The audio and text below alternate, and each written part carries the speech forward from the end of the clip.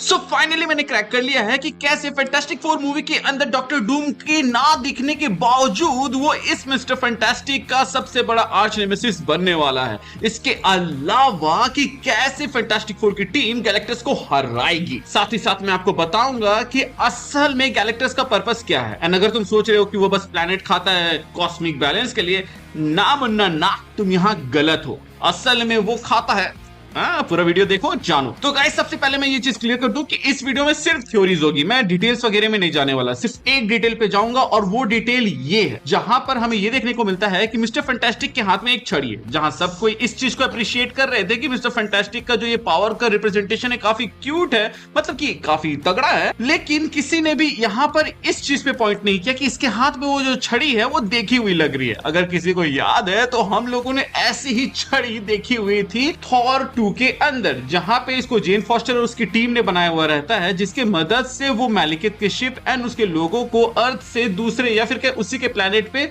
Teleport कर रहे थे। तो व्हाट इफ ये जो छड़ी यहां पर है इसका काम भी वही हो, क्योंकि हम लोगों ने देखा हुआ है कि मिस्टर फैंटास्टिक इसी चीज के ऊपर काम कर रहे हैं कि कैसे वो टेलीपोर्टेशन पे काम कर सके। अब वो टेलीपोर्टेशन पे क्यों काम कर रहे थे? तो बॉस जब वो लोग स्पेस में गए थे तो वहां पर वो लोग फंस गए थे एंड एक कॉस्मिक विंड लगने की वजह से उनको पावर मिला होगा। तो वो लोग चाहते होंगे कि दोबारा से कभी ऐसा ना हो, तो जो सब फास्टेस्ट वे ऑफ ट्रेवलिंग है टेलीपोर्टेशन का, वो लोग उसके ऊपर काम कर रहे होंगे। लेकिन गैलेक्टस आ जाता है एंड जैसे गैलेक्टस यहाँ पे आ जाता है, यहाँ पर वो जो अर्जेंसी है वो बढ़ जाती है। अब यहाँ पर ये लोग ये सोचते हैं कि किसी तरह इन लोगों को किसी दूसरे जगह पे शिफ्ट किया जाए। अब यहाँ पर ये जो टेलीपोर्टेशन डिवाइस के ऊपर जो काम कर रहे थे उसका काम सिर्फ ये नहीं रह गया था कि कैसे स्पेस में फंसे लोगों को बचाए, बल्कि सबसे पहले अर्थ में मौजूद इन लोगों को इस गैलेक्टस से बचाए। तो इन लोगों ने उस मशीन को मॉडिफाई किया और गैलेक्टस को कहीं और भेजने का प्लान। अब टेक्निकली गैलेक्टस तो इतना पावरफुल है कि उस जगह से आ सकता है, लेकिन उसका वहां पे रुकने का जो रीजन है वो मैंने अपने वॉइड के पावर वाले वीडियो के अंदर अच्छे से बताया था। अब जिन्होंने देखा है उनके लिए अच्छा है, बट जिन्होंने नहीं देखा उनके लिए मैं बता दूं कि ये जो गैलेक्टस है ये एंटी मैटर पे फीड करता है और एंटी मैटर नेगेटिव जोन में काफी ज्यादा पाया जाता है।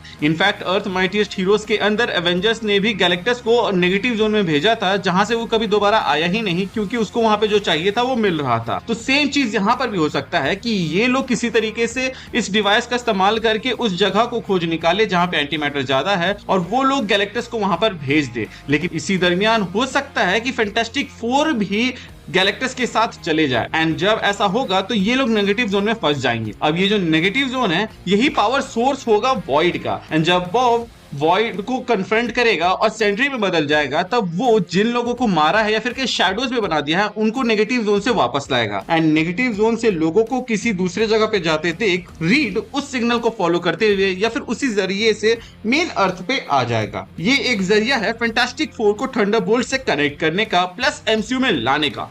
बट इससे भी एक लेवल ऊपर जाए तो भाई ये वाला सबसे तगड़ा लग रहा है जो मुझे, क्योंकि ये चीज डायरेक्ट डूम्सडे से कनेक्ट होती है। तो बॉस असल बात ये है कि जो ये फैंटास्टिक फोर में जो पहला स्टेप फर्स्ट स्टेप लिखा हुआ है, इसको लोग फ्रैंकलिन रिचन का फर्स्ट स्टेप समझ रहे हैं, क्योंकि भाई यूजुअली बच्चों के साथ ये चीज जोड़ा जाता है। बट व्हाट इफ ये अर्थ पहला अर्थ है जो इनकर्जन का शिकार होता है एंड वो भी डेलिबरेटली इस चीज को ट्रिगर किया जाता है और उसको ट्रिगर करने वाला और कोई नहीं बल्कि डॉक्टर डूम होता है। अब ये डॉक्टर डूम इस यूनिवर्स का नहीं है बल्कि वो दूसरे यूनिवर्स का है एंड वो ऐसा इसलिए यहां पर करता है क्योंकि इस यूनिवर्स में डॉक्टर डूम है ही नहीं जो कि रीड का राइवल बन सके, और क्योंकि ये यूनिवर्स रीड के नेतृत्व में काफी अच्छे से इवॉल्व हो रहा था तो इसको डिस्ट्रॉय करने का वो प्लान करता है ताकि इससे इंकर्जन ट्रिगर हो और सारे मल्टीवर्स के यूनिवर्सेस है वो सब खत्म हो जाए और एंड में डॉक्टर डूम बैटल वर्ल्ड बना सके। अब इस चीज को ट्रिगर करने के लिए ही डॉक्टर डूम ने गैलेक्टस को भेजा है इस यूनिवर्स के अंदर। आई नो ये बहुत ही क्रेजी लग रहा है, लेकिन अगर आप टाइम रन्स आउट वाली कॉमिक्स को देखोगे तो वहां पर भी हम लोगों ने देखा था कि जो गैलेक्टस रहता है वो अपना यूनिवर्स बचाने के लिए दूसरे यूनिवर्स में जाके उसको डिस्ट्रॉय कर रहा होता है। तो यहां पर गैलेक्टस सेम चीज क्यों नहीं कर सकता? इसके अलावा गैलेक्टस सिर्फ प्लैनेट्स ही नहीं बल्कि यूनिवर्स लेवल तक भी जा सकता है। इसके ऊपर आने के लिए मैं आपको थोड़ा सा गैलेक्टस के बारे में बताना चाहूंगा। कि गैलेक्टस सिर्फ प्लैनेट से क्यों खाता है, पूरे के पूरे यूनिवर्स को क्यों। मार्वल के कुछ ऐसे मोमेंट्स रहे हैं जहां उसकी हंगर का लेवल इतना इंटेंस हो गया था कि उसने एक प्लैनेट या स्टार सिस्टम नहीं बल्कि कंप्लीट रियलिटीज को अब्सॉर्ब कर लिया था।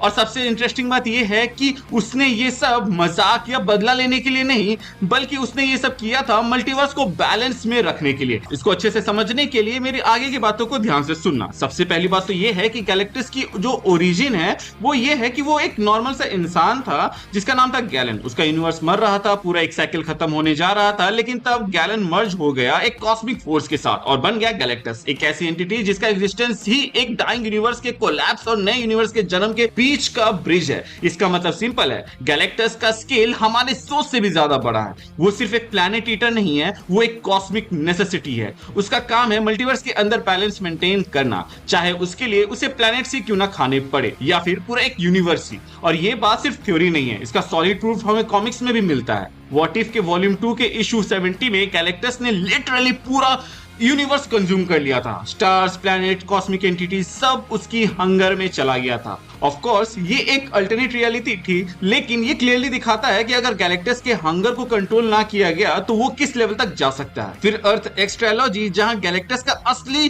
काम रिवील होता है, वो सेलेस्टियल्स के प्लांटेड एक्स से इन्फेक्टेड प्लैनेट्स को डिस्ट्रॉय करता है। और जब इन्फेक्शन सिर्फ एक प्लैनेट तक नहीं, एक पूरी रियलिटी तक फैल जाता है, तो गैलेक्टस का सोल्यूशन होता है पूरा यूनिवर्स को प्यूरिफाई कर देना। ये उसे एक विलन नहीं, एक इम्यून सिस्टम का रोल देता है। जैसे बॉडी के अंदर व्हाइट ब्लड सेल होते हैं, वैसे ही मल्टीवर्स में गैलेक्टस है। एक और सॉलिड रेफरेंस है अल्टीमेट्स वॉल्यूम 2 का, जहां गैलेक्टस बन जाता है लाइफ ब्रिंगर। वो डिस्ट्रक्शन से क्रिएशन में शिफ्ट करता है, लेकिन जब इटर्निटी, जो कि मल्टीवर्स की एम्बॉडीमेंट है, पेन में होती है, तो गैलेक्टस उस पेन को समझकर उसमें जंप करता है। यहां एक लाइन बहुत ही पावरफुल थी, I was never just a divider of worlds, I was the counterforce to uncontrolled growth. मतलब वो हमेशा से एक बैलेंस बनाए रखने के लिए था। जब ज्यादा लाइफ फैल जाती है, एंट्रोपी टूट जाता है, तो गैलेक्टस वापस अपना पुराना रोल अडॉप्ट कर लेता है। वो डिस्ट्रॉय करता है ताकि कुछ नया जन्म ले सके। अगर थोड़ा साइंटिफिक लेवल पे सोचे तो ये थ्योरी और भी ज्यादा सॉलिड हो जाती है, क्योंकि मार्वल के मल्टीवर्स में life is equal to low entropy. अगर लाइफ अनलिमिटेड हो जाए तो बैलेंस बिगड़ता है। गैलेक्टस का काम है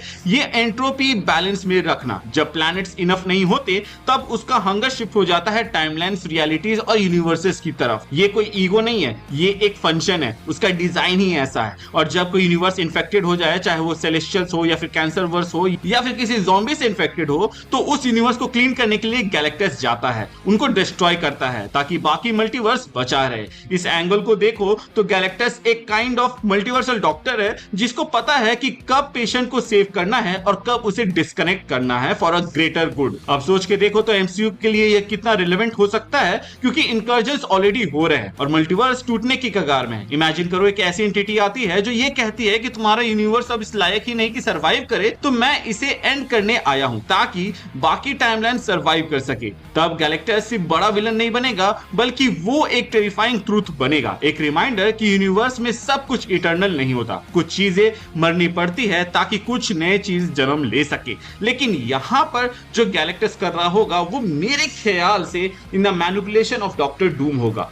डॉक्टर डूम शैडो से ये सब करवा रहा होगा ताकि वो मल्टीवर्स में एक डिसबैलेंस क्रिएट कर सके। लोकी जो एक टाइम पे हर यूनिवर्स पे नजर रख रहा है, उसके लिए ये केओस टू मच हो जाएगा और इसी बात का फायदा उठा के डॉक्टर डूम लोकी को साइडलाइन करेगा, जो कि हमें एवेंजर्स डूम्सडे के अंदर देखने को मिलेगा। इनफैक्ट उसी मूवी में हमें ये पता चलेगा कि इस डॉक्टर डूम की कहानी क्या है। एंड अब ये सोचकर देखो कि अगर मिस्टर फैंटास्टिक अपने इस डिवाइस की मदद से गैलेक्टस को नेगेटिव जोन में कैद कर लेता है और इस यूनिवर्स को या फिर इस अर्थ को बचा लेता है, तो वो डायरेक्ट एक तरीके से आरडीजे वाले डॉक्टर डूम को चैलेंज करता है। लेकिन अगर ऐसा हो कि जो मिस्टर फैंटास्टिक जिस यूनिवर्स में है वो यूनिवर्स डिस्ट्रॉय हो जाए, तब ये मिस्टर फैंटास्टिक और फैंटास्टिक 4 के लिए एक बहुत ही बड़ा बदले के भाव के साथ वो लोग डॉक्टर डूम के अगेंस्ट जाएंगे, क्योंकि गैलेक्टस तो सिर्फ जरिया है, मेन जो एरो है वो डॉक्टर डूम ने चलाया है, जिसके बारे में मिस्टर फैंटास्टिक आगे जाके फिगर आउट कर लेगा। क्योंकि किसी ना किसी तरीके से तो हमें मिस्टर फैंटास्टिक को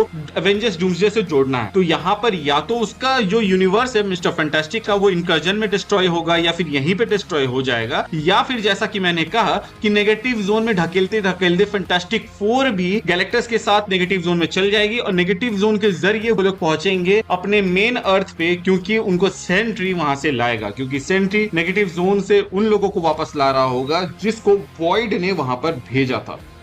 खैर ये थे वाइल्डेस्ट थ्योरीज, लेकिन इसके सही होने के चांसेस उतने ही हैं जितने गलत होने के। तो जब तक ये गलत नहीं हो जाते 50-50 रहेगा इस थ्योरी का मेरे हिसाब से। आप अपना बताओ कि आपको मैंने जितने भी बातें बताएं उनमें से कितनों से अग्री करते हो और कितनों से नहीं, एंड कमेंट में आपका क्या ओपिनियन है वो भी मुझे जरूर बताइएगा। इसके अलावा अगर आप चैनल पे नए हैं तो चैनल को सब्सक्राइब कर दीजिएगा, एंड अगर पुराने हैं तो प्लीज चेक कि आपने बेल आइकन दबाया है या नहीं। अगर आपने दबा दिया है तो वेल एंड गुड, और अगर आपने नहीं दबाया है तो इसे दबा दे ताकि जब भी मैं कोई नया वीडियो डालूं उसका नोटिफिकेशन आपको जाए। इसके अलावा हम लोगों ने अपना ज्वाइन बटन भी ऑन कर लिया है, तो अगर हमारा काम अच्छा लग रहा हो तो उससे भी ज्वाइन कर लो, हमें थोड़ा सा सपोर्ट मिल जाएगा गाइस। मिलते हैं नए वीडियो में नए टॉपिक के साथ, तब तक के लिए बाय बाय।